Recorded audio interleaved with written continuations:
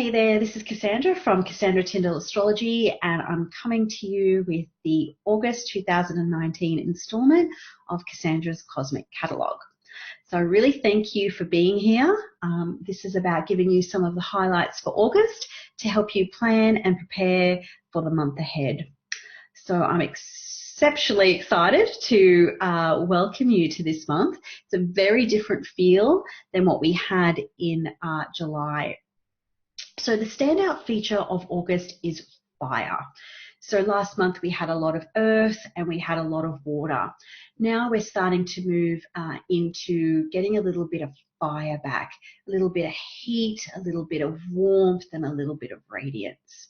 So when we have fire as a predominating element in the sky, we can start taking action on things that might have been holding us back. We can start taking action around things that inspire us, that motivate us, and that keep us enthused or focused on our sense of purpose. So there's a few things this month that I really, really like. We've got 2 new moons that bookend the month. So we have a new moon in Leo on August 1. If you're watching from Canada or the States, that will be very late in the evening, about 11 p.m. On your July 31 on the Wednesday night. Thursday morning, August 1 here in Australia, we will wake up to a brilliant new moon. So that is going to not only start the month, but also start the lunar cycle with potential progress and promise. And that's what fire delivers. This is about confidence. This is about stepping forward and stepping out. It's about owning your own light. So one of the images I really like to use to describe Leo is when we are at a concert, for example, and there's just a big spotlight down on the stage and everything else is dark. And then the singer or the actor or whoever it might be steps into that spotlight, and they sing and they perform and they do what they were there to do in the first place. So the new moon in Leo can help us get inspired about what are we here to do? How do we want to be seen? How do we want to be remembered? How do we want to be recognized? What do we want to radiate or give to other people? This new moon is actually sandwiched by Mars and Venus. So this also brings perhaps a little bit of a flavor around relationships, about new hope or fresh promise around, Venus and Mars, the concept of, say, passive and active. It might be about stepping forward where we were stepping back. It can also bring themes around togetherness and collaboration, around men and women together, and also around relationships too, of course. So wherever maybe they've been a little bit stagnant or lacking or disconnected in some way, this new moon can help bring those themes together in your life. Then on the 7th, the sun in Leo makes a beautiful trine aspect to Jupiter in Sagittarius. Now this occurs at 14 degrees. So Jupiter is still technically retrograde at this point, but it's almost like the bright light of the sun is speaking to Jupiter. And so these are like the 2 kings of the cosmos in a sense. And they're wanting us to take charge of something. They're wanting us to be inspired. They're wanting us to really actively embody that of what we believe in. Passion, purpose, essence, and core. It's almost like if we're not acting or operating from a sense of deep personal truth, then it's kind of inauthentic. So this aspect of opportunity can help us really move forward from a pure light perspective, from a place where we can be seen, where we can be confident, where we can be our true ourselves, And we've got the sun in its own sign. We've got Jupiter in its own sign. So these two planets coming together under really strong signs that they already call home.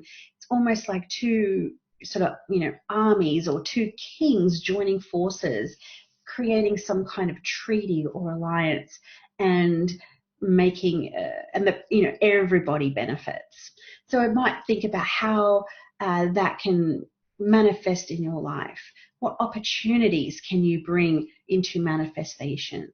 How do your gifts or your light service or help or raise up other people?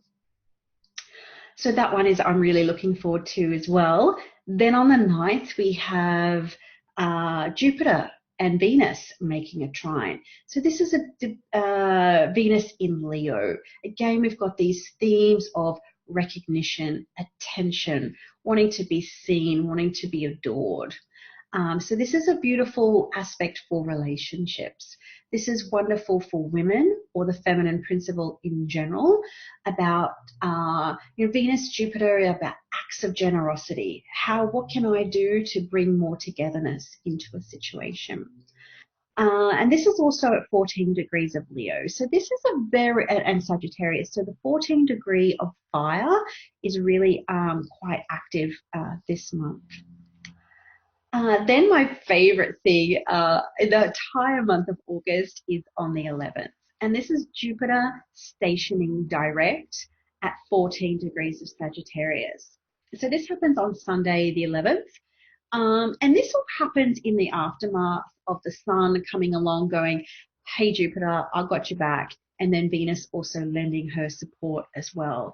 So there's this beautiful opportunity for whatever Jupiter represents in your life and whatever whatever house Sagittarius represents in your chart, really moving forward, getting that optimism, that motivation, what's possible. So leading up until the 11th, I might invite you to consider the what if questions. And that's what I love the most about Jupiter and Sagittarius. What if I took this chance? What if I took this risk? Or what if I really just started to act in a sense from my beliefs or what I believe to be true? Jupiter and Sagittarius wants to look far and wide, to think bigger, to think beyond the here and now. So as Jupiter starts to turn around and start moving forward and continue on through Sagittarius until the 3rd of December, start thinking about those what if questions. Start to think what is possible for my life if I start to dream big. I'm very excited about that one. I hope you are too. Then on the 15th, we have this sort of double whammy of a full moon in Aquarius. And Mercury moves out of that shadow degree. So it gets beyond the 4 degrees of Leo. And so this is happening on the same axis, the Leo-Aquarius axis. So what this might mean for some people is that the Mercury retrograde story that was prominent part of last month may get spotlighted.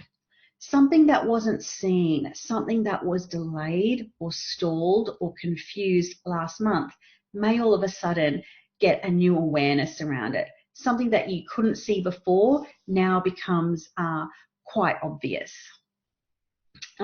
So that happens at 22 degrees of Aquarius on the 15th. Unfortunately, this is also not an eclipse. So this is just going to be a regular full moon, which will be, the ability to sort of detach but still get emotional about things, and also thinking a little bit about the big picture.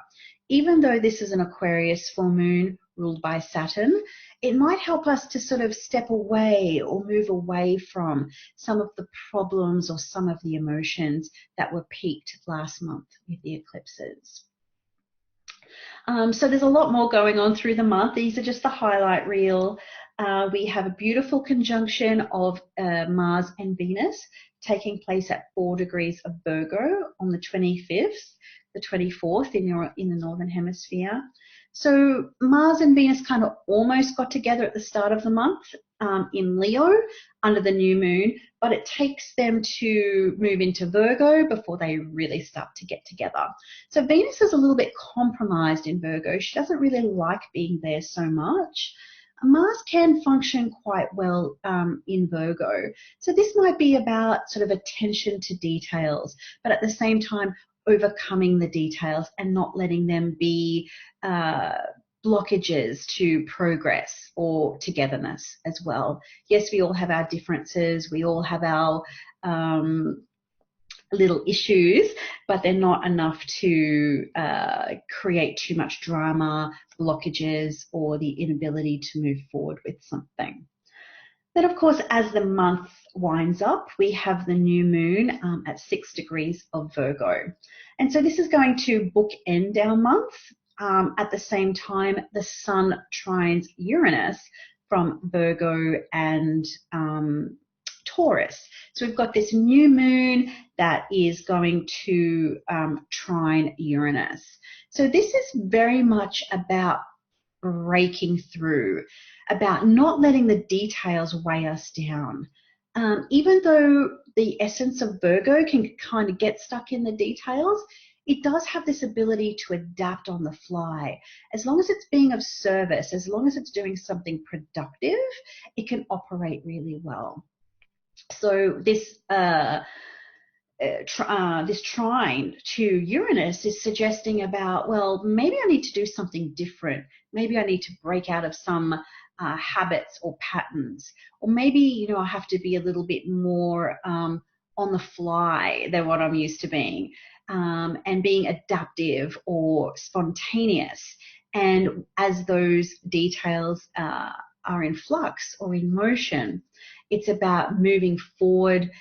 It's about not letting the details hold us back and thinking, well, even if I don't have all the details on hand right now, I know that if I just take one step in front of the other, eventually I'll find them. So overall, August starts a lot more fiery and dynamic and promise and potential than how it ends. It starts to kind of teeter out or temper or tone down just a touch. And so we might be kind of raring to go as the month starts and wanting to start, almost like shooting from the hip in a sense. And then, thinking what's possible, where can I go? What can I do? And then, of course, as the month starts to wind down, we start to get a little bit more practical about things and what steps do I have to take in order to reach those big picture visions or those far-flung destinations, or to wrap my head around those big, bright and inspired ideas. So hopefully you'll join me for the rest of the video series as these are in production and in creation, which I really look forward to launching soon, and hopefully you'll join me for that journey. But for now, there are a few tips and insights for the month of August. If you enjoyed this video, please leave me a comment below, and I look forward to connecting with you again really soon. Bye for now.